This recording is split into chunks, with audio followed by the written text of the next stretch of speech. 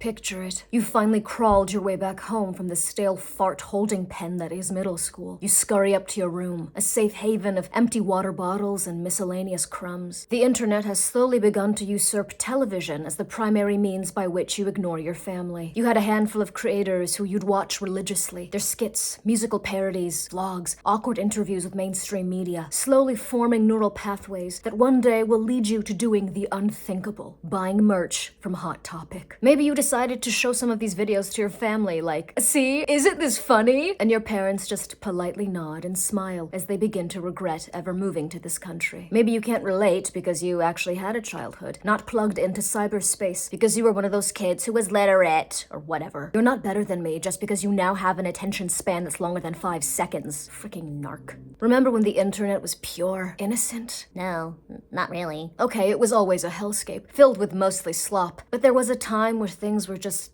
fun. People goofing. Everything was low budget, with glorious, fully copyrighted material. And sometimes when you rewatch those 480 pixel videos, you're transported back to that era. It is brief, but it is beautiful. If I were to name a YouTuber who embodied the platform, not just in terms of their influence, but reaching the pinnacle of online success, or at least what was considered the pinnacle back in the day, a creator who embodied the original spirit of YouTube, which was just creative and also oftentimes not very creative people who just wanted to make something fun, who yearned to entertain and show off a little, sure, it would be Ryan Higa, an internet icon who left when he realized that what originally made YouTube so creatively inspiring was no longer what the platform rewarded or prioritized. I've gotten several requests to cover this person, especially since he's MIA now. But before we dive in, let me know, who were y'all watching as little snot-nosed kids? Who were you quoting to your friends during recess? I know some of y'all weren't even quoting YouTubers. You were just stealing lines from Superbad. I can't blame you, that movie's a banger. Which creators were you absorbing into your personality? It's okay, I was unoriginal too. Regardless, let me know down below and I might cover them in a future episode. I probably will, to be honest. Without further ado, let's dive into the life, career, and eventual disappearance of Mr. Ryan Higa, aka Nigahiga. Born on June 6th, 1990, in Hilo, Hawaii, the sturdiest of the US states. Ryan, like many a normie, had 2 biological parents and an older brother, Kyle. According to Ryan, he was a relatively shy kid who, via the double whammy of skipping a grade and also being the new kid at his middle school, was an easy target for bullies, even once being pushed to the ground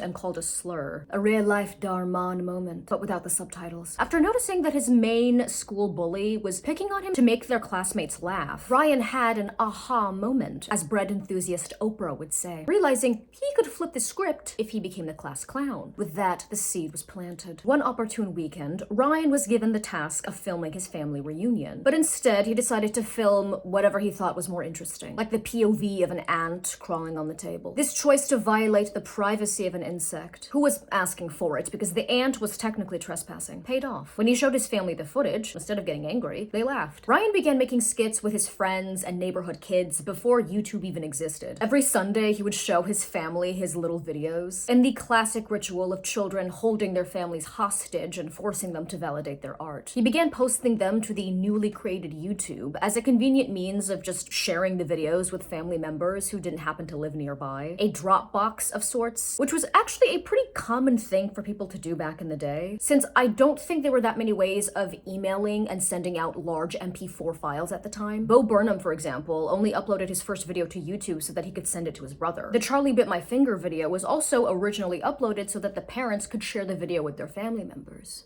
Did that video pop off because there really wasn't that much on YouTube at the time? Yes. But are these kids freaking adorable? They're so cute. They're like little dumplings. I just want to eat them up. I think I might be ovulating. Now, regarding Ryan's choice of username, there is some controversy surrounding the pronunciation of it, with many like me not even really noticing it for like the first few years. But then after actually saying it out loud, I just assumed, okay, he was just being an edgy teen in 2006 and thought, oh, the N-word kind of rhymes rhymes with my last name. But then I kept hearing sources that claimed that the word actually means rant in Japanese. But then other people were like, no, it doesn't. It doesn't even mean that in the Hawaiian pidgin Japanese that Ryan might have been accustomed to. I don't speak either, nor do I have any familiarity with slang in that language. If you do, however, feel free to share your input in the comments. Ryan has claimed somewhat recently that he didn't mean for it to actually be an N-word joke. He was just trying to get people to pronounce his last name Higa correctly. Regardless of whether or not this was the real rationale or not. I'm not trying to say he's lying or anything, okay? But it was 20 plus years ago. It wasn't mean-spirited, and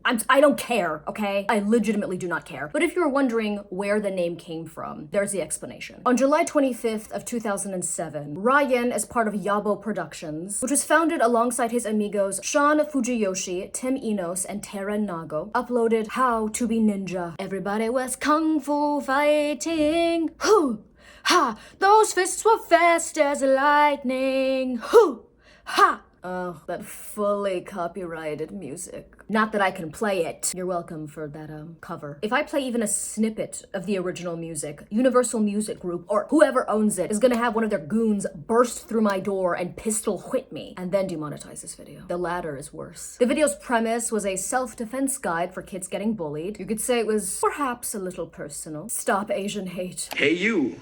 Who, me? Yeah, you. God? Want to learn how to defend yourself? Yeah. Aren't you tired of bullies picking on you all the time? Mm-hmm. Well then, How to Be Ninja is a DVD for you. As you can probably tell, Ryan, who was following in his older brother's footsteps, holds a black belt in judo. And boy, would he be flexing those skills in his early videos. This one in particular. We get it. Okay, you can do flips. I'm actually so jealous. If I could do a backflip, you couldn't tell me anything. I would do it at funerals. I wouldn't care. Abuela's already dead. The video also included this joke. You must be able to transform into anything. Maybe even be a bag.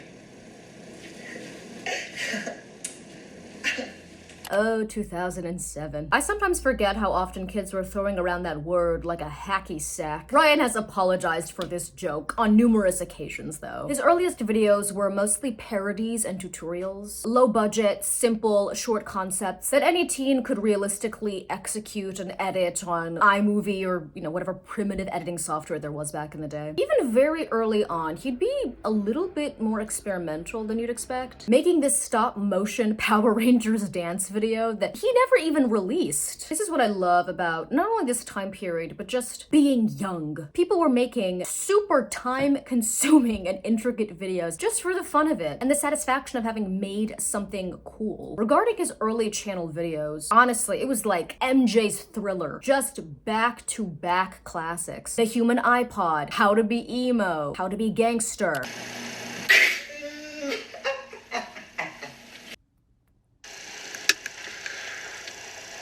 Oh yeah.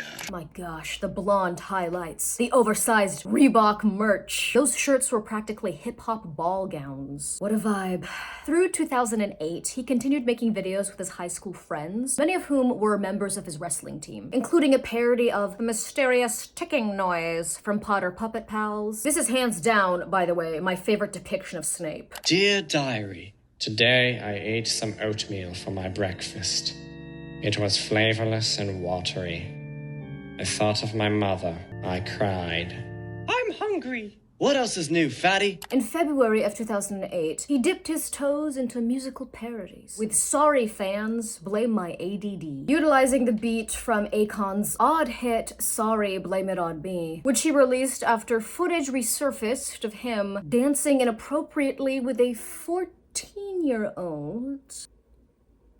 Okay, moving on. With Ryan obviously changing the lyrics as a tongue-in-cheek apology for not being able to respond to all of his friend requests on MySpace. This does sound like the premise for a semi-ironic song that Paris Hilton would have made at the time. Sorry that I'm so hot and popular. Yeah. This is one of the first times that he references his ADD, which will be part of his lore, I guess. Once he got a taste for those musical parodies, they became a staple on his channel. This wasn't that odd of a transition, considering that some of his earliest projects, well, if you could call them projects, that were never even posted on YouTube, were lip-syncing videos that he made with Sean. They stayed stealing their grandma's wigs, huh? You see that choreography? They always had vision. Ryan continued to make even more elaborate musical parodies like Ninja Glare, using the beat from Hands in the Air by Flo Rida. Flo Rida might legit be AI generated at this point. You know what? Him and Jason Derulo. You can't convince me otherwise. Despite the fact that Jason Derulo, I think, has like a biological son. It doesn't matter. I'm doubling down. Okay, I'm taking the tinfoil hat off. In spring of 2008, he graduated from Waiakea High School. I hope I'm pronouncing that correctly. Even placing second in the state for judo. That same year, he created his first successful series, Movies and Minutes. The series included parodies of Asian rom-com, The Grudge, British Island voodoo chronicle, Harry Potter, and most famously, anemic fantasy, Twilight, with Tara Nago being the token girl edition, finally giving one of their raggedy wigs a much-needed day off. Regarding future aspirations, despite the fact that he had a sizable audience that had reached over 700,000 subscribers at this point, making him the most subscribed to YouTuber for a 9-day period in September of 2008, before Fred reclaimed his position on the throne for King of YouTube 2008, an accolade that now would be on par with being the crowned prince of Tampa. Ryan still did not see YouTube as a real career, so he headed off to university in Las Vegas, a city where life should not be allowed to exist. I still find it jarring when I find out that someone is born there. That's like saying you were born in Chernobyl. Tana Mongeau was from there, which actually makes a lot of sense. He initially considered being a doctor, but then realized that would just be 10 more years of school/prison, so he opted for a lighter sentence by majoring in nuclear medicine technology. Whatever that means. He eventually dropped out of the University of Las Vegas, as he found it difficult to juggle academics and making videos. Plus, by this point, his channel was doing well and was fully monetized. His online presence was enough to grab the attention of Hollywood, kind of. In 2008, Ryan made his motion picture debut in Ryan and Sean's Not So Excellent Adventure, which was obviously referencing Bill and Ted's Excellent Adventure, the 80s cult classic that captured Keanu Reeves at peak himbo. If you want to watch the full thing, there is a high-quality rip that somebody uploaded, baby. The film follows a movie producer whose boss goes, "Listen, you sentient button-up. If you don't give me a hit in the next 30 days, you're out on your square tuchus." You know how film production works. He's about to give up, but as he's being consoled by little person/1920s mafia boss, he just so happens to stumble upon internet stars Ryan and Sean, and he invites them to shoot a movie in Hollywood, baby. Most of the movie is just random goofs. Is a low-budget comedy from this era even valid if there isn't a little person in it? And yes, for the handful of you that might have spotted it, that is Michael Buckley from What the Buck. If you remember him, you're old. It's time to take your Boniva. I can hear your joints creaking through the camera. I'm talking to myself.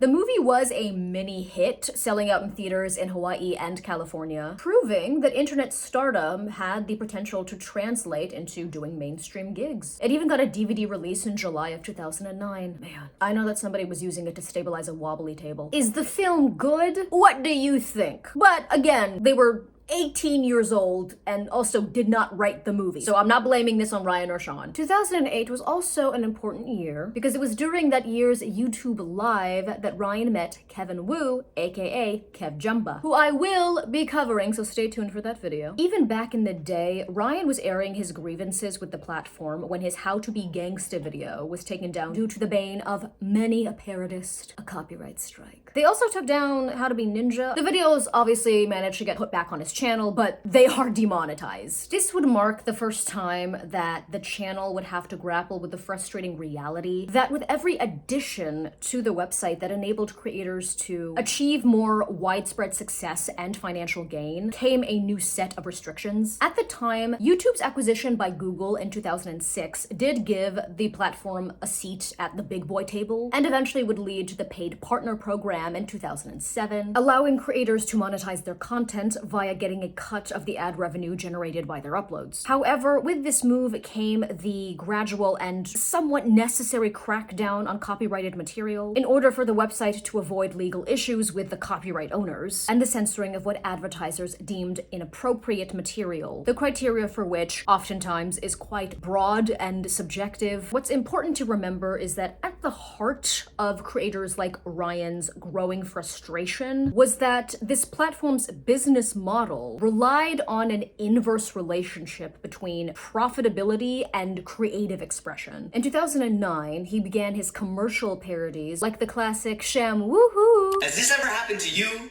I spilled liquids all over my table. I spilled liquids all over the floor. I spilled liquids in my pants. Hi, I'm Ryan Higa, and I'm gonna be showing you a great new product. It's called the Sham Woohoo. Not the Sham Woohoo. It's called the Sham Woohoo. Say it like that. Which was obviously a parody of the ever-loved Sham Wow guy. Real name, Offer Shlomi. That sounds fake. Who, by the way, was arrested in 2009 for a physical altercation with a lady of the night, let's just say, in Miami Beach, Florida. Well, it is Miami Beach. That's a real-life GTA server. His other well-known commercial parodies were for Mormon psyop Kids Bop and the Insomniac's Purgatory late-night infomercials with the big bouncy inflatable green balls. In May of 2009, he reached 1 million subscribers, the second channel to ever do so. The first, of course, being Freddy Boy. I'm not gonna lie, you rewatch some of Fred's older videos and they're oddly dark, but they had some good lines. Plus, his father is canonically Caucasian brick John Cena. Fred lore goes crazy. That year, Ryan uploaded his first rant video, introducing his signature end of video catchphrase. He'd continue his rant series, titling it Off the Pill, which is a nod to his ADD. He'd rant about the things that trouble us all. Farts, nosy people, stink people. I think they're just called teenage boys. In August of 2009, Ryan dropped the summer blockbuster and his first ever short film, Ninja Milk, shot on Flipcam. All the great films were. The plot revolves around ninja student Lap Chung, who is sent by his retired ninja master, Master Ching Ching. Something tells me this character is supposed to be Asian, to defeat the evil ninja Bok Choy and his henchwoman, Gina. What kind of a secretary name is that? They are guilty of crimes against humanity, slaughtering innocents, double dipping, and voting for Jill Stein. Remember the name Ninja Milk, okay, because it'll come up again. On October 22nd of that year, he uploaded the first episode in the series Schizo, titled Introductions, featuring the characters Dizzle, Regina, Hanate, or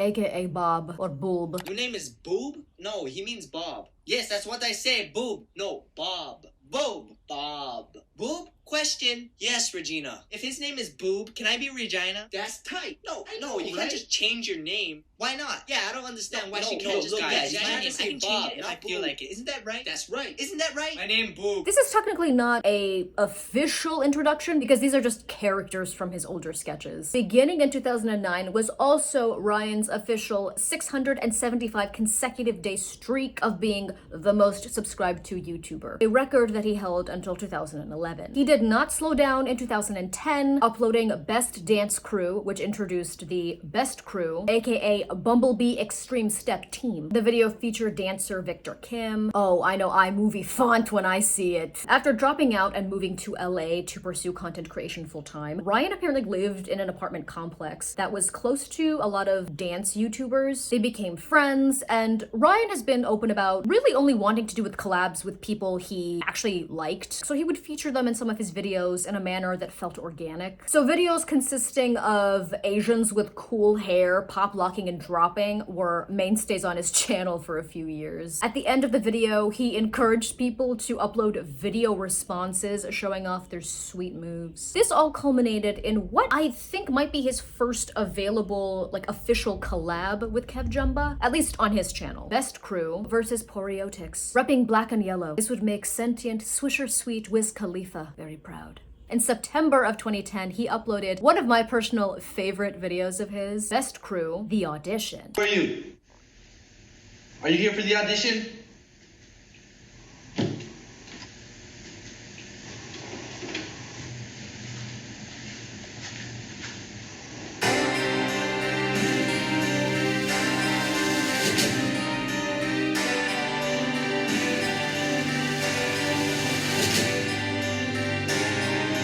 You're in. which featured a lot of members from the channels Just Kidding and Wong Fu Productions. This era of OG East Asian YouTubers would collab and support their community quite a lot. After going, okay, if mainstream media is not going to give us opportunities and gigs, we're just going to make the projects ourselves. From 2010 to 2013, he continued to make off-the-pill rants about relative topics of the day, like the harrowing outbreak of the Canadian disease Bieber fever. I say disease facetiously because this era of JB was legitimately iconic. I don't care what anyone says, this little milk curd was shimming around in that bowl cut, abusing words like shoddy. Shoddy, I give it to you. Then he evolved into a light skin. Balance in the pop ecosystem has been off ever since. Ryan's most consistent channel hits were still parodies like The Snuggo, which was a parody of The Snuggie, which was just a contraption for gassing yourself in your own farts. He'd begin his Dear Ryan series, which were Q&As that he would answer in the form of skits. 2010 also consisted of more musical parodies, like one where he uses the beat from Disappearing Acts, Dev, and Far East movements like a G6 to make Like a Good Boy. He would also critique aspects of modern day culture, like in Facebook the Movie, which is actually not a parody of the nerd sociopath biopic, The Social Network, which came out around this time, but more a critique of people on Facebook who were unnecessarily poking each other and making desperate attention-seeking posts. What are you doing? Taking off my shirt? Why? So I can take a picture of myself so it looks like I'm not flexing, but I really is? That's just gonna make you look like a douche. I know. His series that really acts as a time capsule is Word of the Day, featuring episodes on Pond, Bromance, and Swag. Ryan's second short film, and probably one of his most memorable uploads, was Agents of Secret Stuff. You can guess what the acronym is. Premiering on November 24th, 2010, this was his most elaborate and expensive project so far. Look at that camera work. This ain't his family's camcorder anymore, baby. Directed by Wesley Chan and Ted Fu of Wong Fu Productions, the film stars Ryan alongside Arden Cho, with a bunch of cameos from his friends/collaborators, Smosh, Dietrich, Kasim G. Hey Kasim. I always really liked your verse in that Rhett and Link song about what women want. Anyway, the film, of course, in typical fashion, features a lot of puns. You will follow orders. But why? I already did all the hard stuff.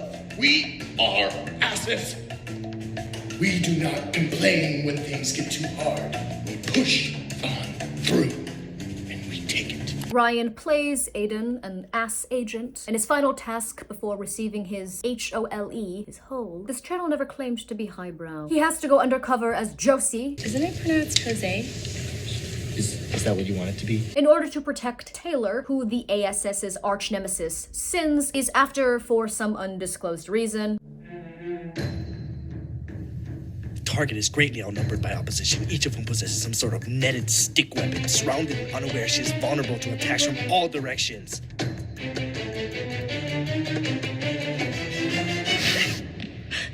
Jose, where did you come from? You almost took a shuttlecock to the face. But how did you... What are you doing? Come on, let me go. How did I even get here? Let me go. Come on! Ryan eventually reveals the truth to Taylor, blowing his cover, but this actually makes them bond and allows him to briefly experience a normal childhood that he was deprived of. Frolicking, riding bikes, sitting on a lap of a mall Santa who will soon not be allowed within 100 feet of children. Spoiler alert, but Dietrich is the secret Sins agent / villain in disguise, and Taylor, whose like ninja skills are awoken from being held captive and having to fight her way out, turns out to be the long-lost daughter of Agent X, who was the ASS's founder. Ryan's next big hit was the 2011 spoof of Justin Bieber's Never Say Never documentary, The Daily Life of Rust and Heber. During the day, I go to visit my vocalist, and he helps me to sing just a tad bit better than I already am.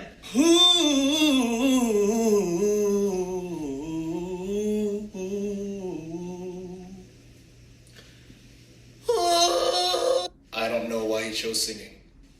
It boggles my mind. I will say though, if you rewatch a lot of his parodies, they never came off as super harsh or hateful. I've seen certified haters on this platform, and Ryan was never one of them. Being positive and lighthearted was always an integral part of his online presence. Despite Justin Bieber being a very easy punching bag at the time, looking back, it's actually kind of insane. That boy was detested more than war criminals. In March of 2011, following the devastating earthquake and subsequent tsunami in Japan, Ryan made the video Honk for Japan, where for every honk, he would donate $10 to the Red Cross's disaster relief fund, and an additional $600 for every 1 million views the video got. I am now wearing a jacket because it got cold. Though Ryan was born and raised in Hawaii, he is of Ryukyuan descent. My apologies if I mispronounced that. The Ryukyuans are a Japonic East Asian ethnic group indigenous to the Ryukyu Islands that are a chain of Japanese islands. In total, he managed to raise $7,275. He'd continue his Off the Pill rant series with topics like Rebecca Black, where in the video, he expresses jealousy about the amount of views that she was racking in. He's not even trash talking her. He cares about what counts. He was itching to get back to his roots and get that Party City ninja costume out of storage. Uploading the daily life of Ninja Higa, the human iPod got a sequel with the iNavigator. The iNavigator comes in many different styles. K-pop!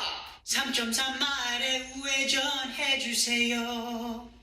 He was ahead of his time. Is that the emo hair unit from Just Justin? I cannot be the only one who remembers that Nickelodeon show. When I tell you that this channel, and especially Wong Fu Productions, was featuring every single B-list or up-and-coming Asian actor in Hollywood, good for them. In May of 2011, he dropped his most popular and enduring musical project. This song, Nice Guys, featuring Chester Lee's smooth vocals on chorus. Chester was also the one who came up with the melody and all that jazz, which is an official musical theory term. Nice Guys finish last is, I mean, it's like now a cringe and inaccurate sentiment, but I mean, it was a popular meme at the time, and I'm not trying to sit here and like dissect the problematic elements of this narrative. This is not a video essay. This song does have a special place in my heart because of the nostalgia factor. It is also Ryan's first musical parody that is an original composition. In the same month, he created Higa TV, the first upload being Australia Trip, documenting a short tour down under, featuring Kev Jumba, Andrew Garcia, J.S. Lee, Maribel Anez, and D Pride. The channel mainly consisted of a lot of laid-back vlogs and behind-the-scenes footage of his larger projects. But he'd also sprinkle in, random cute videos with his friends, challenges, content that wasn't very elaborate and very stripped down. During the summer of 2011, he hit 4 million subscribers. That is a small nation. He was also getting mainstream gigs, being featured on the channel that was really the midpoint on the ADHD spectrum, Nickelodeon, in their show Super Ninjas as DJ Elephant Head. In 2012, he participated as a judge on the show Dance Showdown, presented by D-Trix. The web series was basically Dancing with the Stars, but featuring relevant YouTubers instead of D-list stars and non-war criminal politicians. From 2012 to 2016, Ryan's content still remained very consistent and very on brand, staying very lighthearted, very absurdist sketches, very punny. His next big musical project was the song Bromance. His commentary videos, much like the Word of the Day series, are very much of their time, with videos like That Awkward Moment When. Oh my gosh, I think that's an iPhone 2. So sturdy looking. He'd also reference and parody online trends of the era, like Ish insert blank says.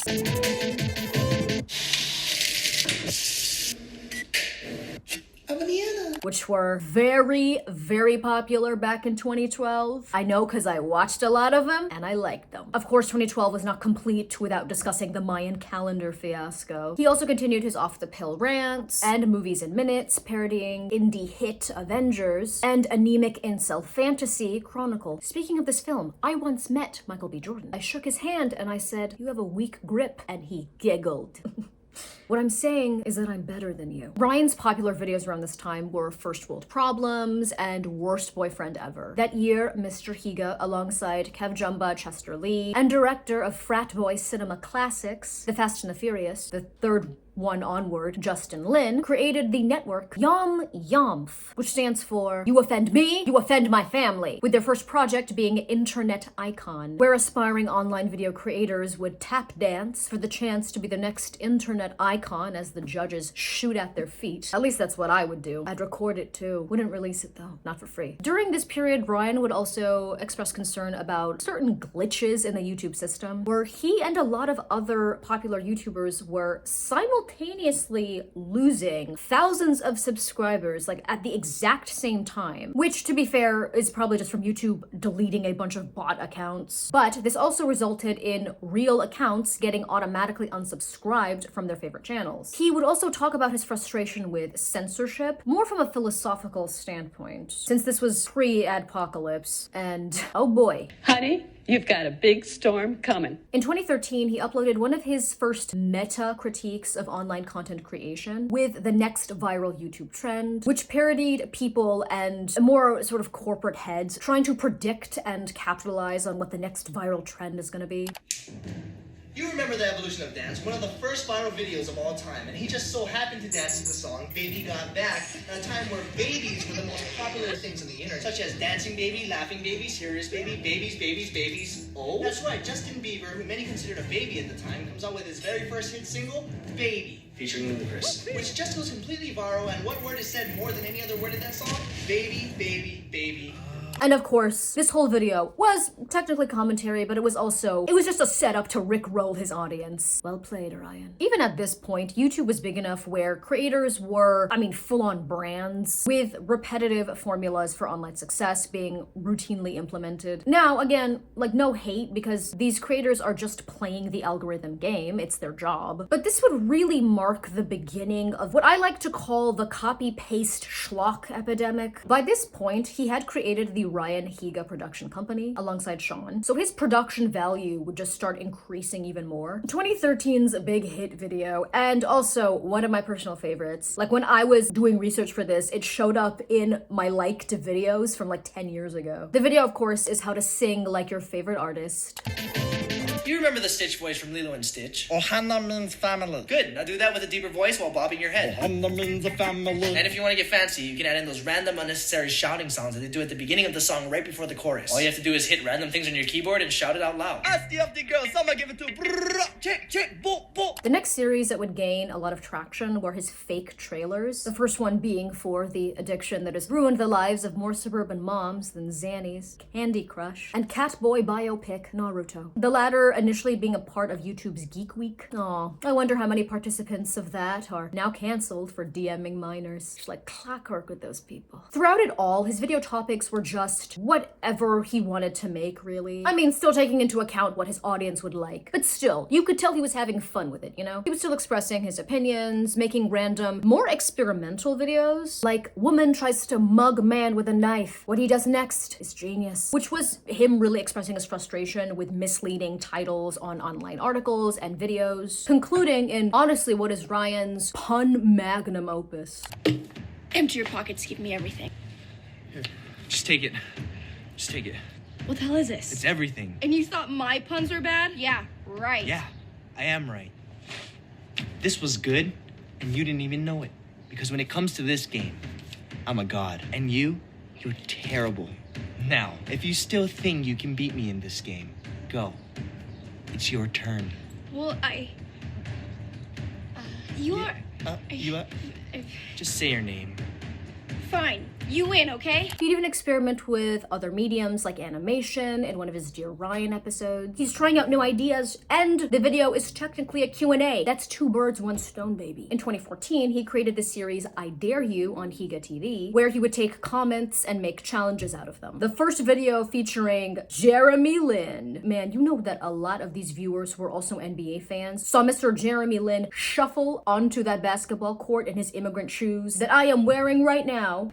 Did Did some of y'all get PTSD? If you're an immigrant, comment down below. And you know they thought, finally, Tiger Bomb stocks are gonna go through the roof. This series featured a lot of, at the time, very big YouTube names, such as Dark Universe Miss Rachel, Miranda Sings, and pre-disgraced Rice Gum. He was still continuing his channel's bread and butter with parodies such as Give Up and Settle. I think that's just called Match.com. 2014's Proving the Illuminati is Real takes a dig at the rise of very conspiratorial videos at the time. Ooh, they got money now. He'd still sprinkle in more topical issues like the debate over that stupid dress. Who cares? What no one will have the guts to say is that the dress is ugly. Where are you going in this? A middle school piano recital? Ryan was creating this healthy mix of keeping his most successful video series going, but in a manner that was still creatively exciting. Like there's still light behind his eyes. He'd make something like How to Act Like Your Favorite Actors. Everybody knows the accent, but in order to sound like Arnold, all you have to do is make the Kermit the Frog voice. Kermit the Frog here. And then sound like you're throwing up. Listen to me. You have to get out of here. Get to the chopper. But then he'd switch it up and upload something more sentimental like Dear Mom. Well, I never thought I'd be that guy on a YouTube video. What is wrong with me? Okay. Saved by the call. This is not even a joke.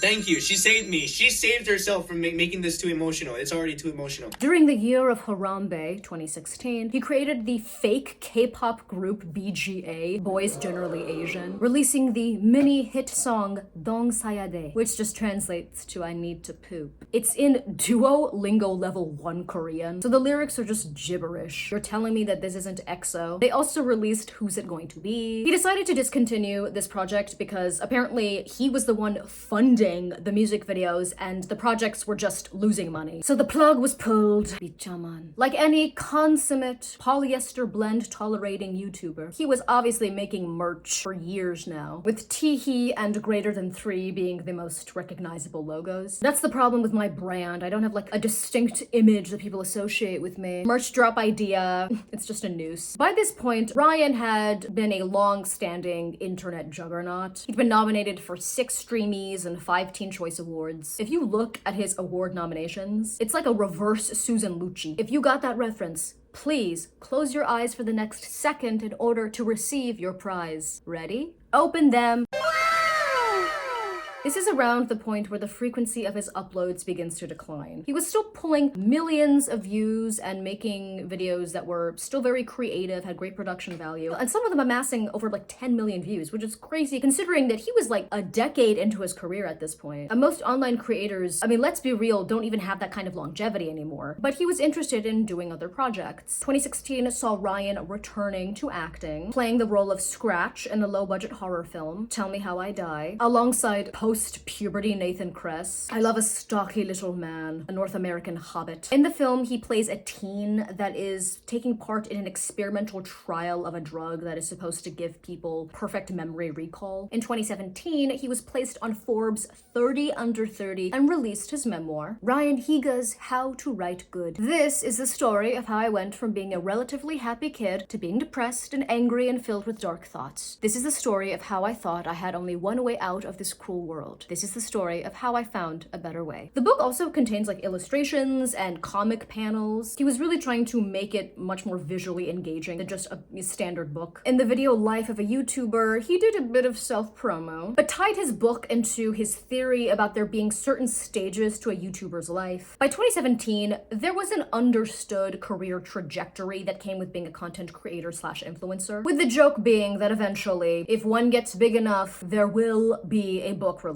I think that publishers at this time were just walking with a creator through a mall, and if more than 2 pre-diabetic tweens, Forever 21 or GameStop bags in hand, came up to them starstruck, they were getting a book deal on the spot. His stages covered the full range of challenges and emotions that came with being a creator, beginning with stage 1, you just making videos for the love of the game. Stage 2, but then you get popular. Stage 3, which means more haters, which means more pain. Stage 4, eventually you reach peak popularity. You got recognized at a Jamba Juice, didn't you? It made you choke on your drink. The mystique of fame is shattered. But you act like the onslaught of hate that you're getting doesn't bother you. Stage 5. YouTube isn't fun anymore, so you change your content. Trying desperately to get views. You're collabing with a heifer you have never even talked to before the shoot for your clickbait challenge video. Stage 6. Your views are going down, but you plaster on a smile. Stage 7. You acknowledge your melancholy. Your uploads begin to slow down to a trickle in order to take care of your mental health. Stage 8. Just kidding. You're back to YouTube, baby. Your mental health break has cost your channel traction, so you're back to desperately trying to get views. And stage 9, you write a book. Personally, I think that the book comes after stage 5, but you get the gist. These stages weren't just general, I think they were also based on his personal experiences. At this point, Ryan states that he just hated that he felt like he had to upload videos for the sake of views and clicks, and not because he was passionate about the project. This coincided with the ADpocalypse of 2017, where companies like Coca-Cola and Amazon pulled ads from the platform after finding their content paired with hate speech and violent extremist content. Apparently, up until that point, the platform had relied heavily on viewers manually flagging videos that they deemed to be inappropriate. Keep in mind, no ads, no ad revenue, not just for the website, but also for the creators. Because it's 2017, ain't nobody paying for YouTube Red unless they want to sponsor me or give me a show. Plus, you know the shareholders who demand perpetual growth were not having it, so the crackdown began. To be fair, again, there was a valid critique of some of the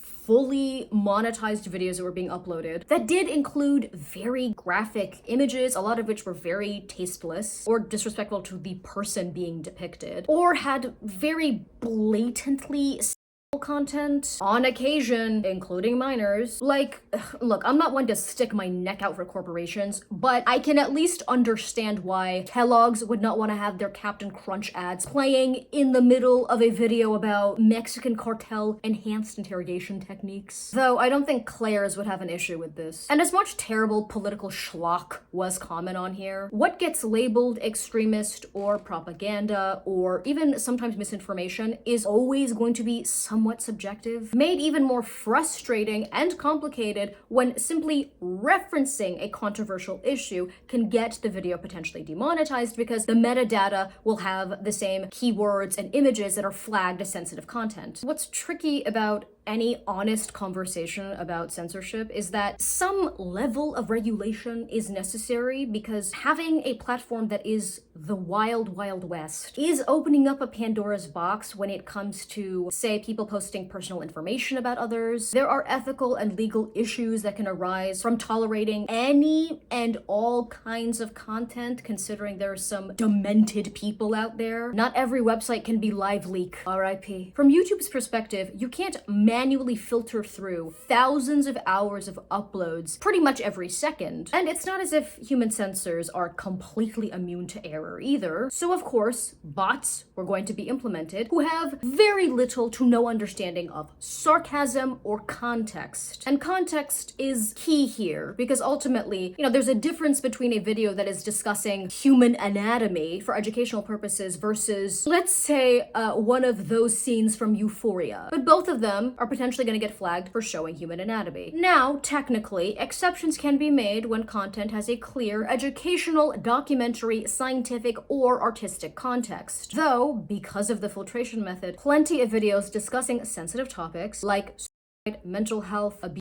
etc. in a manner that is supposed to be covered by this exceptions clause, not just discussing but actively trying to inform and prevent some of these things from happening, can still get demonetized, with no guarantee that your appeal will be resolved in a timely manner. And don't even get me started on copyrighted material. I get it, legally they have to respect intellectual property laws, but if you follow any reaction channels or commentary videos that have to show clips from TV shows or songs or whatnot, but that are supposed to be protected by fair use, plenty of these channels consistently have issues with copyright despite the fact that they're technically not violating YouTube's policy on this. As much as I can understand, a website is a business first and foremost, and being a YouTuber is a luxury gig, okay? Do not get me wrong. These platforms built their relevance on creators who now have to appease oftentimes very rated G brands, sanitizing and self-censoring to an almost ridiculous degree, guilty, or risk losing their income. Even creators like Ryan that made pretty innocuous videos were having some of their content demonetized. And some of his newer, more experimental videos were also getting the yellow dollar sign of doom, which of course dissuaded him and many others like him from posting original content like that. What's the point if everything gets like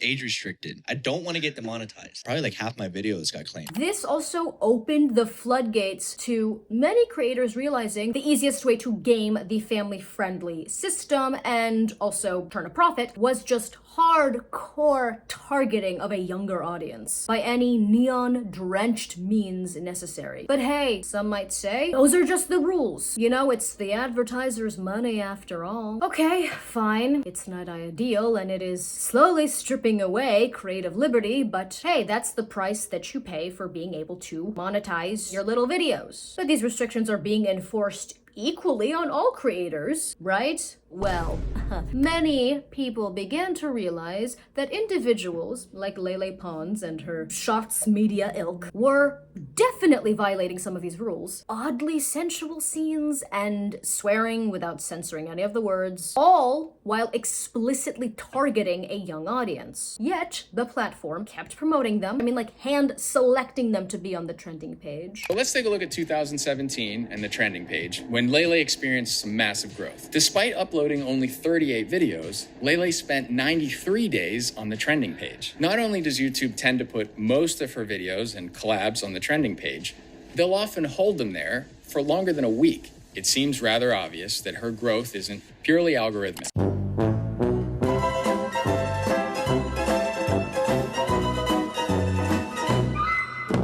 Ryan's critique of online fame and his growing frustration with the algorithm became more pointed in 2017's How to Get Views on YouTube. You're still passionate and you wanna stay true to you. Failing again and you just don't have a clue. YouTuber tips said do what you wanna do. Well, that's nice and all, but we all know that is not the truth. It ain't 2010, there's a whole set of new rules. Advising struggling creators that the only realistic strategy to making it online is utilizing dumb clickbait videos, really tapping into the trends, making slime, starting fake beef, and then penning very poorly written rap disses. Just play the game and become very buddy-buddy with the platform itself, only for all of your hard work to be for nothing due to some arbitrary terms and conditions violation. And he doesn't come off as sounding shady to other creators that were playing the game. He just sounds exhausted. His most popular video from this year was his continuation of the fake trailer series with Fortnite, the movie. That dance gives me PTSD flashbacks. This dance will be used as some sort of public humiliation punishment in a dystopian future. In 2018, Sean decided that he was leaving video creation behind, moving away to be with his girlfriend and pursuing a degree in engineering, ending a 12-year-long collaboration. They were boys together. That year, Ryan created what I think is his most ambitious and creative project yet. It was a Dear Ryan video that was fully stop motion, which saw Ryan try to dance without technically moving, with the assistance of the figures that I always see in my peripheral vision. I'm gonna start charging those freeloaders rent. I love that you can see the passage of time and how long it took to shoot this by just tracking the motion of the sun in each shot. It's kind of gnarly. That year saw his fewest uploads by far, but the subject matter and quality were still consistent. His big jump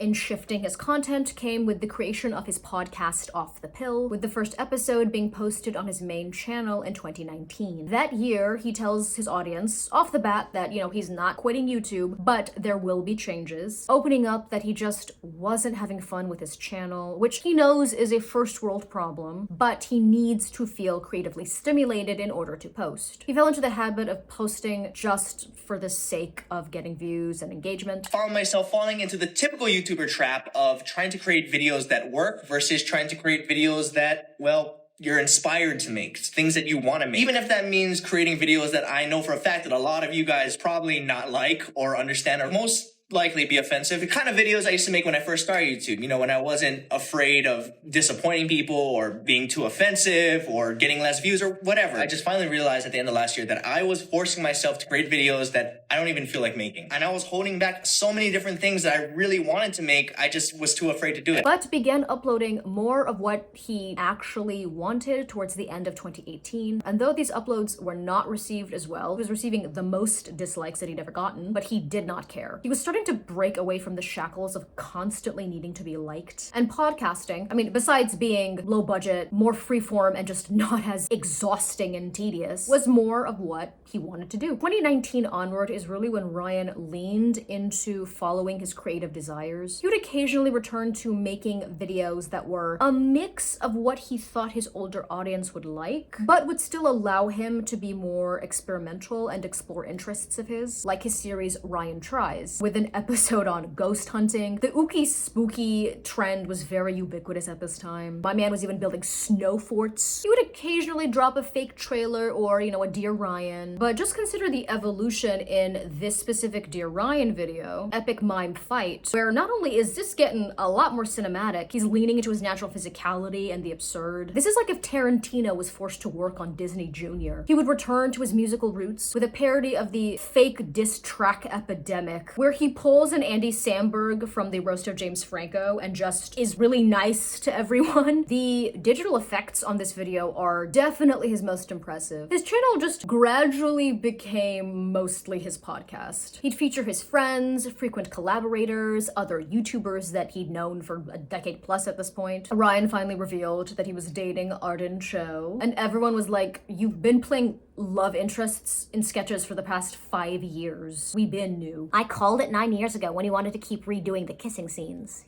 During 2019, Ryan launched Ninja Milk. Remember, I told you to keep that name in mind, which was an energy drink. I say was because as of 2023, the product is no longer available. In 2020, he came out as a Yang Gang member, endorsing the candidate and even having him on the podcast. That year, he also posted Midlife Crisis. Sir, you are 30. You have at least 8 to 9 more years before you're technically midlife. That's right, American males watching this. Late 30s is your midlife crisis, not your mid-40s. He has a conversation with himself where he expresses disappointment in growing older, yet feeling like he hadn't done anything meaningful with his life. No wife, no kids, still on YouTube. Eventually, he comes to terms with the fact that the person who he thought he was going to be at 30 is what a child version of himself wanted to be, not who he wants to be now. Considering the amount of support in the comments, I think a lot of his viewers disagreed with his sentiment that he hadn't done anything meaningful with his life. Ryan dusted off the fake chain, which I'm shocked has not turned his neck green at this point, and the Edna Mode wig for the last schizo sketch in 2020 with the characters in lockdown. On April 24th of 2020, Ryan uploaded his final video, a news parody that discussed the, at the time, spree of anti-Asian crimes. That year, though, he started streaming on Twitch. He seems to fancy playing Valorant. He stated that one of the things he liked about streaming online is that he could see his audience building up in real time. Plus, you know, games are fun, and it was different. He still uploads his Twitch streams to Higa TV, so if you want to see my man game, you can. He even returned to the kind of big screen, I mean, a laptop is technically a screen, with the film Finding Ohana. He's still alive, you know, he's still doing well. He'll do the occasional interview. Regarding why he stopped posting to his main, Ryan states that he was just exhausted from forcing himself to post just for the sake of consistency. It wasn't creatively fulfilling, and it was just depressing and draining him. How have you prevented yourself from feeling YouTube burnout?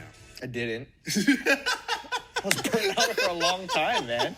Even when I was still making the other videos, I think I'll admit that I was burnt out for like years. His last IG post was in 2024. He's still friends with Sean, and they are San Francisco 49ers fans. I don't know enough about sports to make a joke here, but if you do, please comment it down below. I need to expand my roster of hate. Instead of forcing himself to comply with an algorithm that was requiring that he compromise his creativity and mental health to continue being profitable and relevant, he said no and walked away. I would not go as far as to say that other long long-term creators on this platform have sold their soul. Well, some of them. Like the ones that are still, you know, respected, have just managed to adapt to the changing ecosystem while still maintaining their voice. Others were more willing to comply with the trends. And I can't exactly reserve that much judgment for them. At least the non-exploitative ones. Because at the end of the day, they are just trying to make a living and they did not make the rules of the game. I, for one, started this retrospective series because I thought it would be fun. It was something I was interested in. And it turned out to be the best performing series on my channel. So now, of course, I'm leaning into it, especially since my more experimental or random videos are just not financially lucrative enough to keep investing in. Some of which have also just, listen, they got hit with the yellow dollar sign. Don't get me wrong, I love making these videos. The best thing you can do on this platform is to find a niche that works for you. But I don't think that you can have an honest conversation about the reality of making content online if your advice is like, just be yourself. Well, no, you have to be a version of yourself that is marketable and that you are comfortable commodifying. And sometimes your projects have to be in line with what your audience and, you know, the algorithm to an extent want. That is how an engagement-based platform works, which is fine and most people can tolerate if you are not sacrificing your voice, your principles, your sanity, or, I mean, sometimes your safety. But sometimes creative flexibility is necessary. For some people like Ryan, it got to the point where the cost was too high and it just was not worth it. Like, I'm not naive. I know that YouTube was never a perfect website. That's never gonna exist. There was always schlock and trends and corporate interference. But there used to be a greater chance that random, unique voices with no money, no production value, no gimmick would organically gain an audience. Now that streaming has replaced cable TV, high budget and extravagant concepts and stuff that is appealing to a very young audience have just saturated the platform. Sometimes the content that these individuals will post is engaging and entertaining. Like, I'm not gonna sit here in front, okay? I'm not gonna knock their hustle either. But the current algorithm rarely rewards individuality. And as a result, a lot of creative, interesting people will never get an audience. Nor do they have any incentive to post because the platform is not gonna push out, you know, random weirdos if they don't see them as being monetizable. Financially, I can understand why they wouldn't do that, but it just makes things less interesting and creatively bankrupt, in my opinion. I mean, is this a first world, insanely privileged issue to have? Yeah,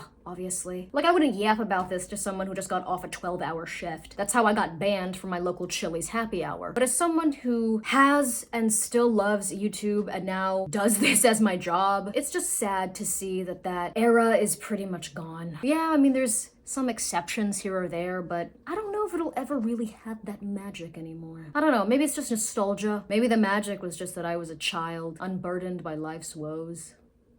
Anyway, if you want me to cover any specific creator from your childhood or someone who you're like just wondering what they're doing, let me know down below. Like, comment, subscribe. I mean, I can't force you to do anything, but if you don't, I will cry. I don't think that was very convincing. I can't spare the moisture. Hit that notification bell so you know every time that I upload. And as always, thank you for watching. Shout out to my top patrons. If you would like to donate to my Patreon, then click on the link in the description or down below. I upload new videos every week. Videos that I know are not gonna do that well on this platform, but that I really enjoy making and that are fun and goofy and are not gonna get a copyright strike. So yeah, check them out. And thank you to my other lovely patrons. Your names should be scrolling on screen as I speak. Bye.